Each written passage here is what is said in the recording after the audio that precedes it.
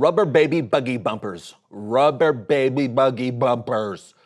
She sells seashells by the seashore. She sells seashells by the seashore. Okay. Gratitude. No. Gratitude. Gratitude.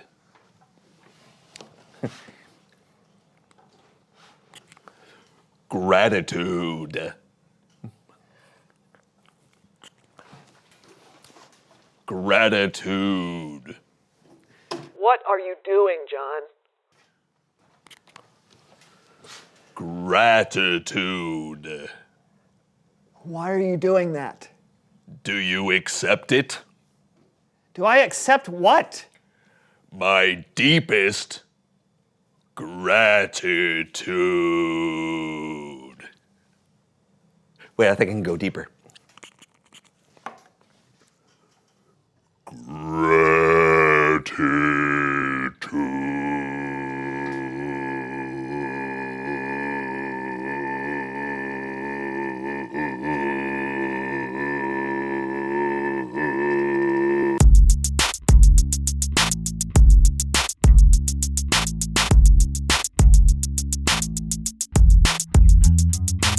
Welcome to the So-and-So Show. I'm Brandon, that's John, and we are excited and thankful for today's show. That's right. Brandon and I just celebrated a little holiday where there was a ton of food to be thankful for. And there were some relatives of ours who are really good at cooking that food to be thankful for. But now there's a large supply of leftover food on hand, so it's time to play a little game we like to call Name That Leftover Great Aunt Edition.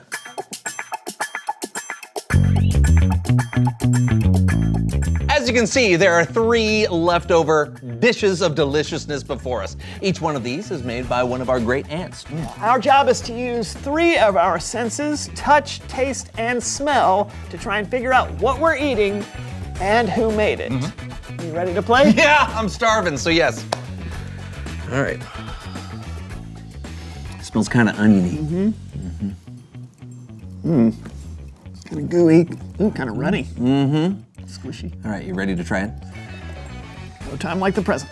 Bon appetit. All right. Oh, Okay. I know what this is. And I know who made it. Yep. It's Aunt Margaret's green bean casserole. I knew it. Yes.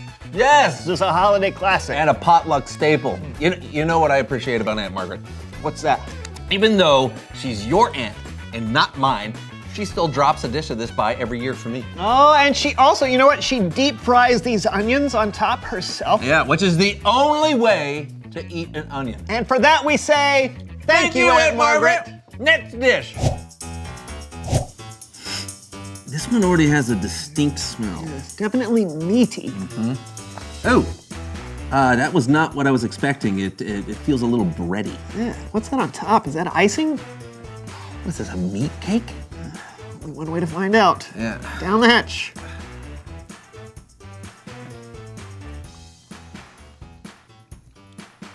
We were close with meat cake. Yeah. Isn't this your Aunt Linda's meatloaf?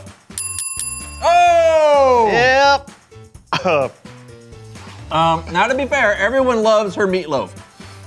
It's just not my favorite. Or mine. And she knows we're not big fans, but she continues to bring it. Yeah. And she even tries different ways of cooking it, you know, to see if we might change our minds. Yeah, do you remember the habanero version? Oh. But the fact that she keeps trying makes us say, Thank you, Aunt Linda. Okay, last one. That's not going down. Oh my. Yeah. Are you getting anything from this? I don't think so. Ooh, it's cold. Oh, is it really? Yeah. Okay, well, let's find out. All right. Ooh, squishy. Yeah, it's kind of wiggly like Jell-O. I think there's more to it than that. Shall we? Yeah, let's go for it. All right. What is in my mouth? What? This is delicious. Oh, I know what this is. And so do you. Oh, This it's is Aunt Riri's lime congealed salad. Oh, yeah. This is my Aunt Riri's signature dish, a lime congealed salad. I'm not sure why it's called a salad. It's made with Jell-O, pineapple, cottage cheese, Cottage cheese, really? walnuts. Oh, and I almost forgot mayonnaise. And even though those ingredients should never go together, she believes they should. So for that unwavering conviction, we say, thank you, Aunt Riri. I do not like mayonnaise. Not my favorite either. It doesn't seem to bother you much. Nope. All right, it's Bible story time.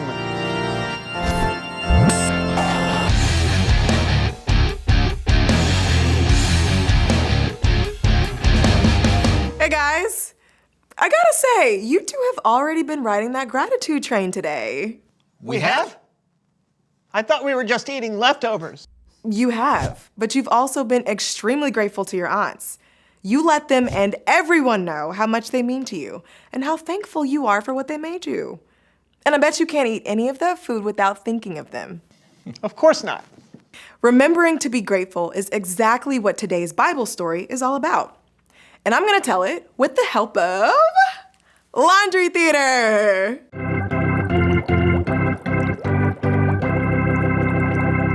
Today's story comes from two books in the Bible. One is Exodus, and one is 1 Corinthians, which is a letter Paul wrote to the church in Corinth. But let's start in Exodus. Exodus tells the story of the people of Israel, who were enslaved in Egypt and served the Egyptian king, Pharaoh. But God didn't leave them that way. He sent Moses to demand their release from Pharaoh. But Pharaoh didn't listen, not at first. So God turned Egypt's water into blood and sent plagues of frogs, insects, and disease. Nothing God did changed Pharaoh's mind. So God sent the most terrible plague of all. The oldest son of every family in Egypt would die. But God made a way to save the sons of the Israelites. Every family would sacrifice a lamb and put some of its blood over the doorframe. So when death came, it passed over the household, leaving the son alive.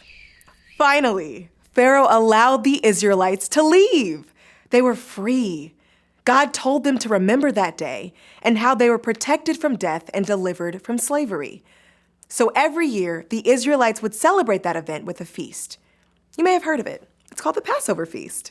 In Jesus' time, God's people had been celebrating Passover for hundreds of years.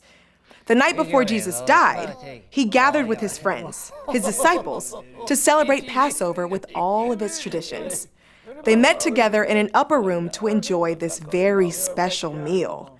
The Apostle Paul describes this particular Passover meal in his letter to the Corinthians. Jesus took some bread, and when he had given thanks, he broke it. Then he said, "This is my body. It is given for you. Every time you eat it, do it in memory of me."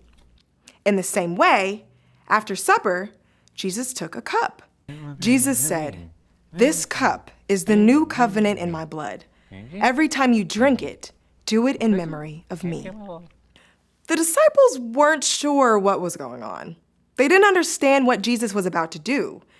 They had all grown up celebrating this meal to remember and to thank God for rescuing their ancestors from slavery.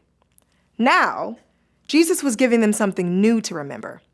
Jesus would go on to give up his life on the cross to pay for all of the sins we have done and will ever do.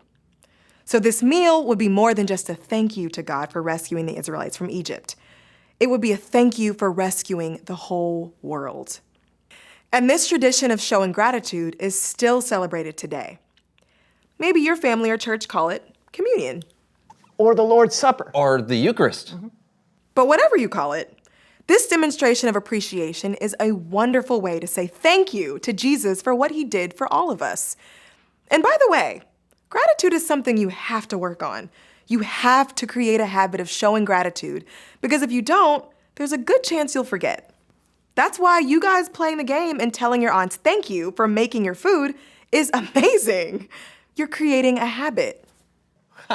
I thought we were just playing a goofy game, but you're right. We really do appreciate them and everything they do for us. Which is probably why they keep doing it. People love to be appreciated, and sometimes we forget that. Hey, well, thanks for reminding us. Hey, that's what I'm here for. See you next time. You know, I knew we planned that game for a reason. Yep, you said you were hungry. Yeah. Reveal the question. What are some good habits you have? Brushing my teeth, flossing, you gotta floss. Yeah, I try to exercise a few times a week, even when I don't really feel like it. When I say the blessing at dinner, I always try to make it a habit to thank God for the food. That's a great one. What about you? What are some good habits you have? Talk about it together. And we'll see you next time on the So and So Show. Oh boy. Are you flossing right now? I gotta floss. Yeah. Yeah, You do it differently than I do. this is exactly how you floss. All right, John is gonna do the floss while he flosses. Wow. Make this a habit every day. Every day. All right. right. Now these are the dishes our uncles made. Okay, great. Here we go. I think I smell a barbecue. It's pasta. Oh, you think? Are you touching it? Oh, yeah, sorry. I'm jumping ahead. Oh, yeah, that is pasta. I know what this is. It's mac and cheese. Is it? Yeah. I smell a spice, some kind of herb. I smell gluten. All right, let's touch. Ah! What is this? I don't know. Okay, wait. Ah! Ooh. That's not Jell-O. Oh, maybe it's cranberry sauce. Yeah, that's what I was thinking. Good call. Cranberry sauce. Oh, I know what that is. Ah, yeah. Like I got the olfactory senses of a badger. That's not watermelon. No? Yeah, it is. Mine tastes just like watermelon. Tastes like an aloe plant. Interesting. All right. Are you eating this? Wow. Wow, hard. Is this celery? It's watermelon. Did you get the same thing I did? Yeah. Ugh. Ooh, I don't like it, the feeling of this. Did you try it yet? No. It's potato salad. Oh, it's Uncle. Let's say it together. Uncle Bradford. Uncle Bendeford. Yep, Uncle Bendeford's Potato salad. Yeah. Yep. You know who this is? That's right. Uncle Caleb's mashed potatoes. Uncle Kara loves mashed potatoes.